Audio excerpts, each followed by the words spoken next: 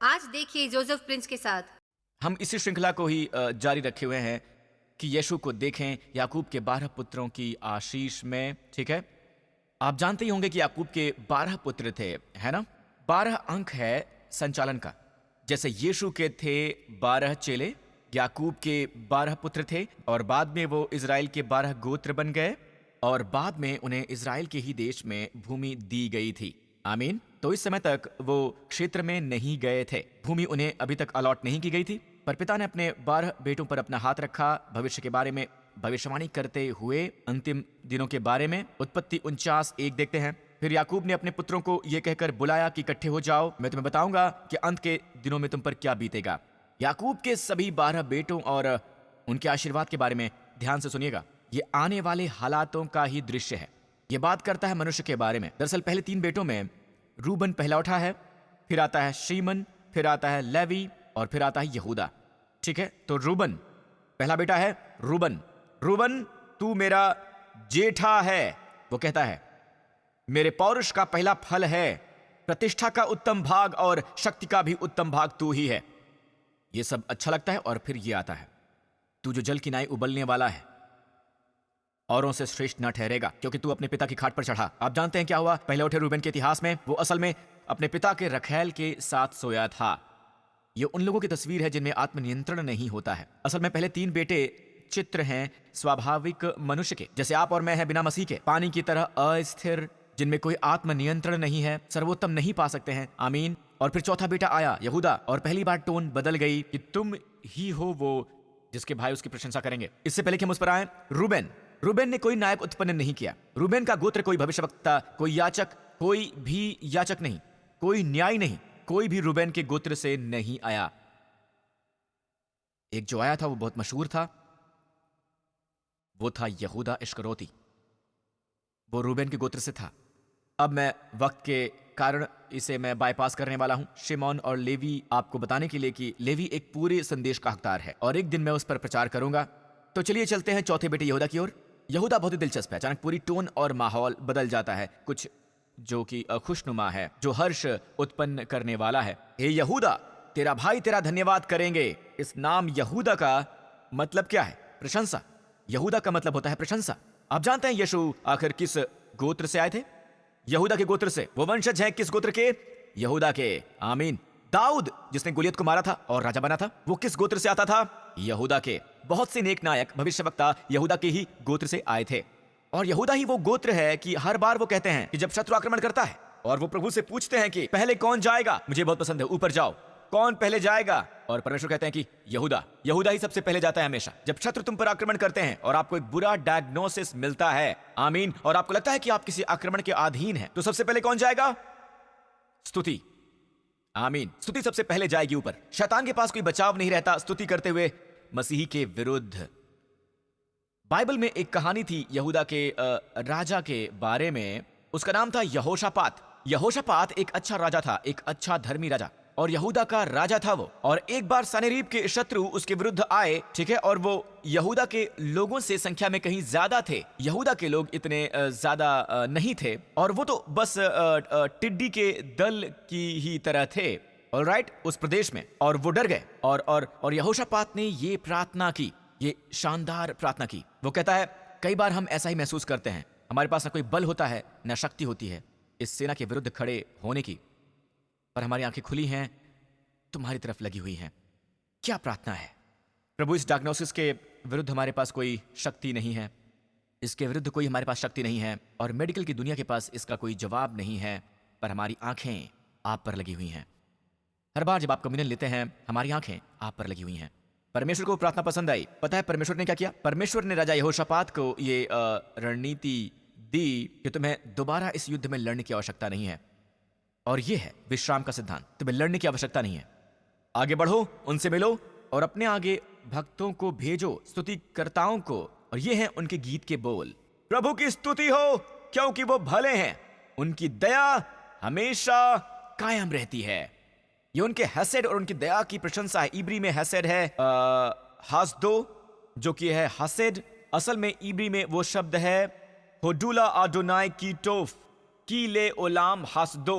उसकी दया हमेशा कायम रहती है, उसकी स्तुति करो, उसका धन्यवाद करो, उसकी स्तुति करो, वो भले हैं। उसकी दया, उसका अनुग्रह, उसका हसेड हमेशा कायम रहता है। हालेलुया। और लोग आगे आ गए और वहां स्तुति करता थे बजाय कमांडो के। उन्होंने आगे स्तुति करता रखे हुए थे। जब वो युद्ध भूमि में पहुंचे तो सभी शत्रु आपस में ही लड़ने लग गए। उस छावनी में इतना असमंजस फैल गया था कि वो एक दूसरे को नष्ट करने लग गए।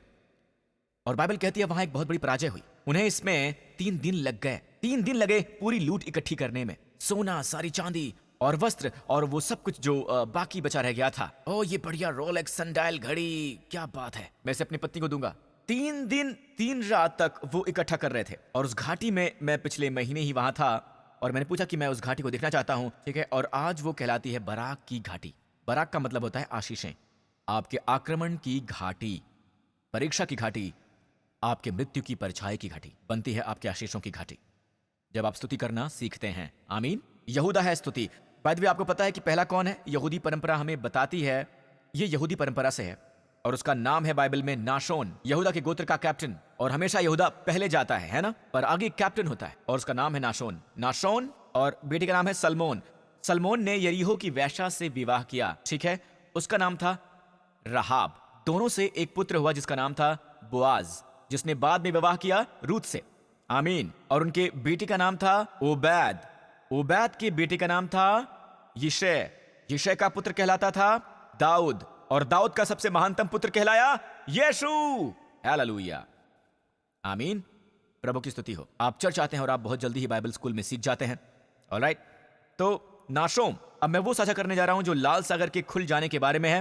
ये असल में आधारित है इब्री के ओरल लॉ पर। उन्होंने कहा कि ये यहूदा पहले जाता है, ये बाइबल में है, पर ये घुड़सवार नाशोन था जो कि राजा था, माफ कीजिएगा, यहूदा के गोत्र का कैप्टन था। वो आगे जाता है और समुद्र अभी तक खुला हुआ नहीं था। वो नीचे गए। परमेश्वर बस इंतजार कर रहे थे कि कोई विश्वास करे। हम हमेशा सोचते हैं कि समुद्र खुल जाता है और वो नीचे आया, पर यर्दन नदी की ओर देखिए आप, एक और पानी का खुल जाना 40 साल के बाद। पर पहले याचकों को उसे छूना पड़ा, बैंग, फिर वो खुल गया। परमेश्वर को इंतजार है पहले व्यक्ति की पहल का। जब यीशु कहते हैं अपना हाथ आगे बढ़ाओ, तो आप उनके वचनों की आज्ञा को मानिए और बैंक चमत्कार हो जाएगा। आपने जाल डालो। उन्होंने जाल फेंके, क्योंकि आप कहते हैं प्रभु। उन्होंने जाल फेंके, फिर उन्होंने पकड़ी।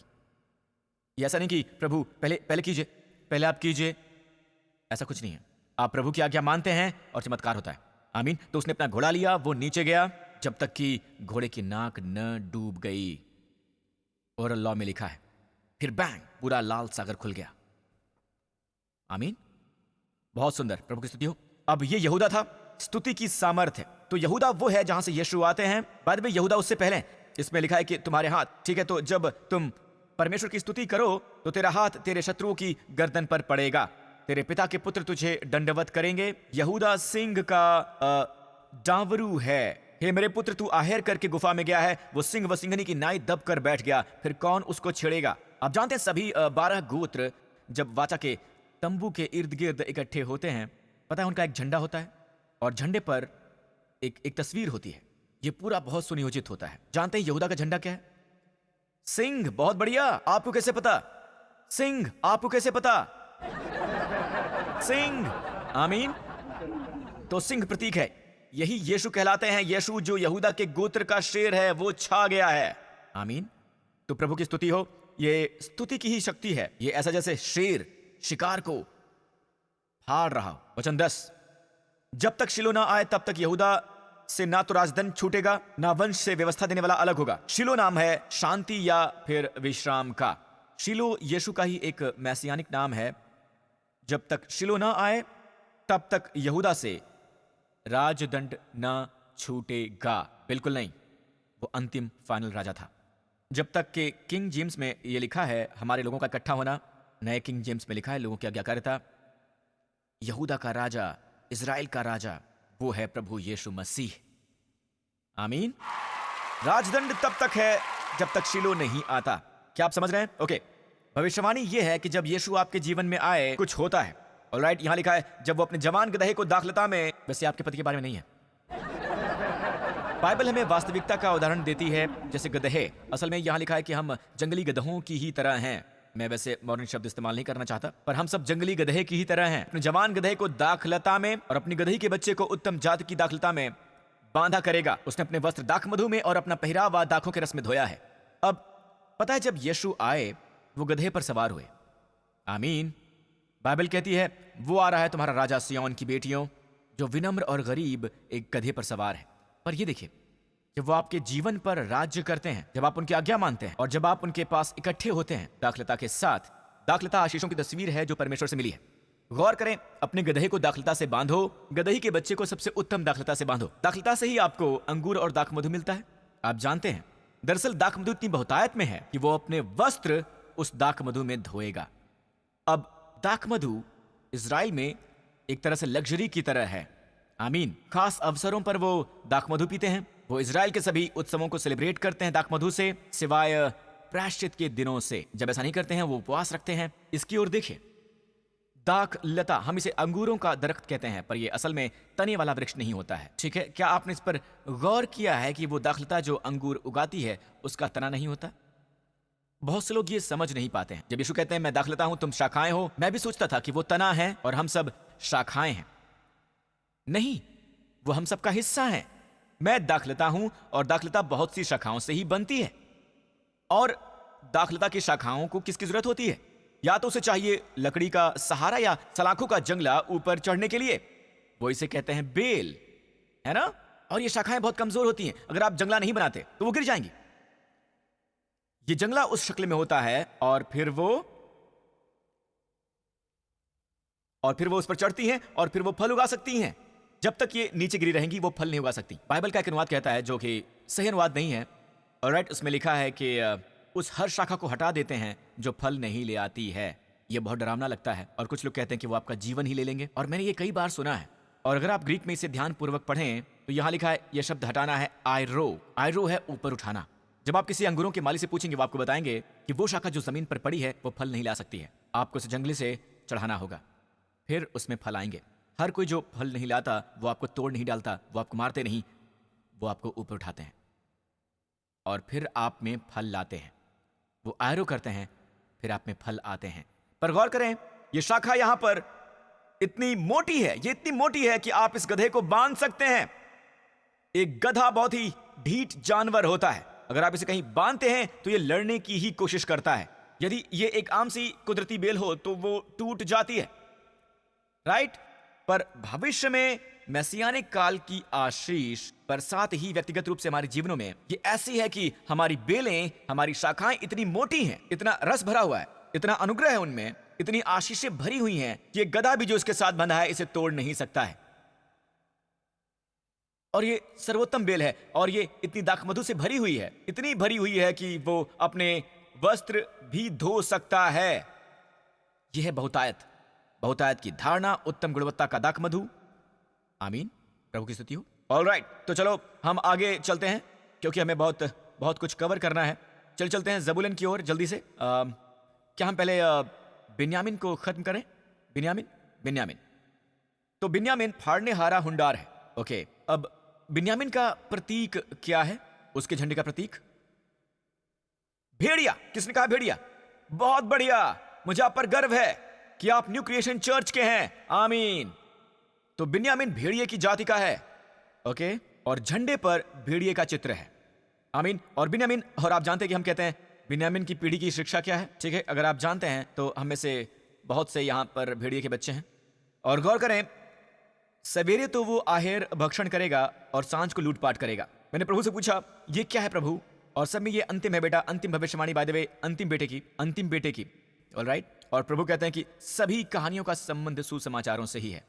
ऑलराइट, सुसमाचारों में यीशु होने ही चाहिए। अंतिम वाला, परमेश्वर ने एक सेवकाई का जिक्र किया जो किसी भी मुकाबले मसीह को बेहतर बेनकाब करेगी, और वो है प्रेरित पौलुस की सेवकाई।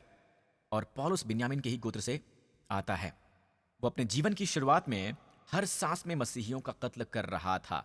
वो उन्हें पकड़ रहा था, उन्हें कैदखाने में डाल रहा था। वो दमिश्क और अन्य देशों में भी जाता था इन अन्य देशों के मसीहियों को पकड़ने के लिए, ताकि वो उन्हें जेलों में डाल सके। उन्हें ढूंढ ढूंढ कर पकड़ता था। जब पहला शहीद स्टीफन पर पथराव हुआ और वो मर गया, तो वहां एक नौजवान था जिसका नाम था शाऊल, और ये पौलुस था जो उस समय नौजवान था, जिसने उसकी मृत्यु की हामी भरी थी। छोटी उम्र में भी वो फरीसियों का भी फरीसी था और उसमें ताकत थी कि वो पूरी चीज को रोक सके, पर उसने नहीं किया।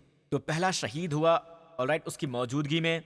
और बाद में लिखा है कि वो एक ड्रैगन की तरह था जो आग उगलता हो। पौलुस, शाऊल कलीसिया के विरुद्ध आग उगलता हुआ दमिश्क की सड़क पर एक तेज रोशनी चमकी जिसने उसे घोड़े से गिरा दिया। वो गिर गया और एक आवाज ने कहा, ठीक है, और वो कहता है कि आप कौन है प्रभु? आप कौन है प्रभु?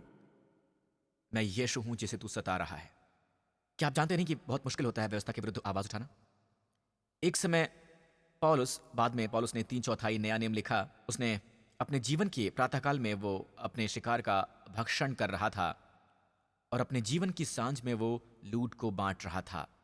दूसरे शब्दों में वो अपने से निकाल रहा था, कलीसिया को खिला रहा था। इफिसियों, गलातियों और थिस्सलुनीकियों को पौलुस खिला रहा था। पौलुस कलीसिया को समृद्ध बना रहा था। पौलुस आशीष दे रहा था। पौलुस लूट को बांट रहा था। क्या सुंदर नहीं है? अंतिम गोत्र फिर हम समाप्त करेंगे।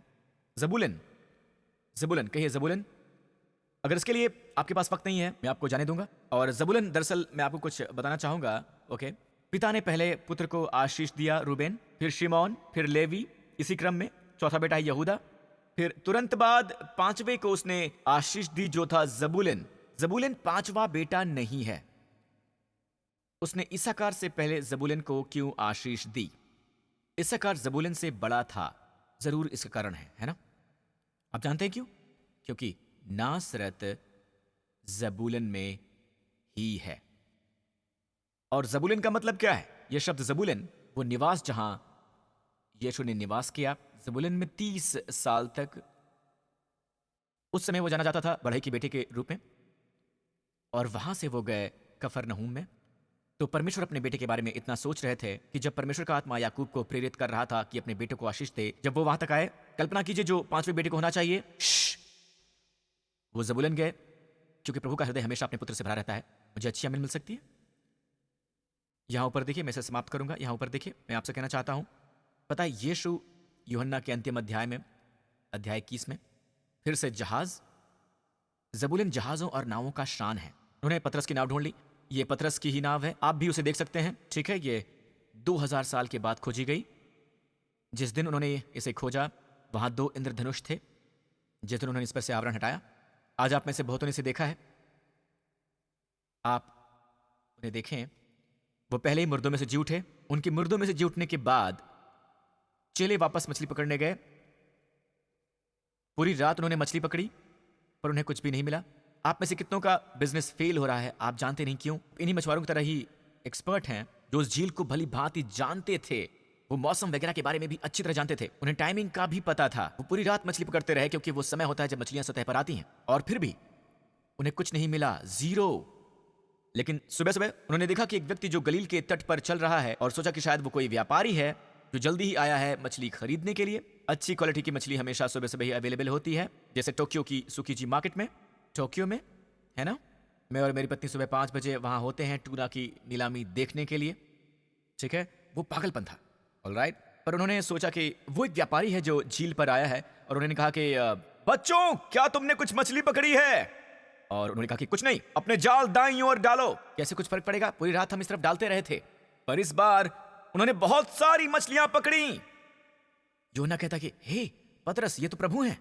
पतरस ने जब जाना तो वो नाव से कूद पड़ा और यीशु की तरफ बढ़ चला। तब उन्होंने सारी मछलियां तट तक घसीट ली थी। वो सब भूखे थे, उन्हें ठंड लग रही थी और भावनात्मक रूप से प्रभावित थे। उन्होंने पूरी रात काम किया था, वो थके हुए थे, उन्हें ठंड लग रही थी। सुबह सवेरे और वो आए और उन्होंने देखा पहले से ही आग जली हुई। उन्हें गर्माहट देने के लिए बहुत ही लुभावनी गर्म आग, बहुत ही गर्मा गर्म, और वहां पहले से ही भोजन था। उन्हें मछली पकाने की आवश्यकता भी नहीं पड़ी। यीशु ने वो सब किया। मैं आपको ये बताना चाहता हूं कि ये पूरा अध्याय 21 इसी तरह शुरू होता है। इसी तरह से यीशु ने खुद को पेश किया था। पुराने किंग जेम्स में जब यीशु ने खुद को प्रकट किया तो कुछ तो होना चाहिए। वहां ये घटना काफी उबाऊ लगती है, काफी रोज रोज वाली, रोज की दौड़ भाग की तरह ही। और ये आम बात ही, कुछ भी अलौकिक नहीं था इसमें। हाँ, बस सिवाय मछली के चमत्कार के। तो यीशु के बारे में ऐसा क्या है जो परमेश्वर चाहते हैं कि हम जानें? नंबर 1, वो परवाह करते हैं जब आपका बिजनेस कोई लाभ नहीं कमा रहा होता है। तो ऐसा नहीं कि वो केवल आत्मिक रूप से आपकी परवाह करते हैं, वो परवाह करते हैं जब कोई परिणाम नहीं निकलता है आपकी मेहनत का। वो परवाह करते हैं। आप भूखे भी हों तो भी वो आपकी परवाह करते हैं। वो आपके लिए भोजन है। इसी बुद्धिमत्ता से यीशु ने खुद को प्रकट किया। फिर वहां गर्माहट थी आपके आपके आपके आपके ठंडक के लिए, रहन सहन के लिए। केवल आत्मिक रूप से नहीं, शारीरिक रूप से भी आपकी परवाह करते हैं वो, आपके स्वास्थ्य की। उन्होंने उनके लिए गर्म आग जलाई। वो भूखे थे, पहले से ही मछली बनाई गई थी वहां पर। कल्पना कीजिए, इस तरह यीशु ने खुद को वहां प्रकट किया। और जो सबसे ज्यादा सफल हुआ था उसमें वो था पतरस, जिसने यीशु को इनकार किया था। वो सब भावनात्मक रूप से खाली थे क्योंकि उन्हें लगा कि उन्होंने यीशु को स्वीकार किया। वो भाग गए जब उन्हें पकड़ा गया था। पतरस ने 3 बार उन्हें जानने से इनकार किया। सबसे बड़ा काम जो आप कह सकते हैं कि इस विषय में कि पतरस, मेरी भेड़ें चरा। ये ऐसा है जैसे कुछ हुआ ही नहीं हो। पतरस, मैं फिर तुम पर भरोसा कर रहा हूं, मेरी भेड़ें चरा। तो उस एक अध्याय में प्रभु में दिखाते हैं कि उन्हें हमारी परवाह है, शरीर, प्राण, आत्मा। और न केवल वो हमारी परवाह करते हैं, उनके पास सामर्थ्य है हमारी जरूरतों को पूरा करने की। तो उन्हें एक क्षेत्र तक सीमित ना करें। यीशु नासरी जबुलन के गोत्र में वो गया है और शरीर में परमेश्वर का पुत्र बनकर आया है। आमीन। और वो आपसे प्रेम करता है, आत्मा, प्राण और शरीर सहित, और वो आपकी जरूरतें पूरी करेंगे। यीशु के नाम पर हर सिर झुके, हर आंख बंद हो इस पूरे स्थान पर। उसकी स्तुति हो। चलो भी चलिए उनकी स्तुति कीजिए। अगर प्रभु पर भरोसा करना चाहते हैं तो आप उनकी स्तुति करें। पौलुस ने क्या उपदेश दिया जो बिन्यामीन के गोत्र से था? उसने क्या उपदेश दिया? उसने कहा मसीह हमारे पापों के लिए मरा, और फिर उसने कहा मसीह जी उठा हमारे धर्मी ठहराए जाने के लिए। क्या आप कुछ जानते हैं? वही यीशु मसीह जो हमसे प्रेम करता है, उसने अपनी महिमा का सिंहासन छोड़ दिया। पिता परमेश्वर ने उसे भेजा क्योंकि परमेश्वर हमसे इतना प्रेम करते हैं कि हमारा पाप ही भाग था, मृत्यु ही हमारी विरासत थी, पर यीशु उसके बीच में आ गए और पाप और मृत्यु दोनों को नष्ट कर दिया उस क्रूस पर हमारे लिए मरकर। और उस क्रूस पर उसने हमारे पाप उठा लिए, हमारे पाप हर्ता के रूप में हमारी दंडाज्ञा ली, और हमारी जगह पर दुख भोगा और हमारी जगह पर मरे।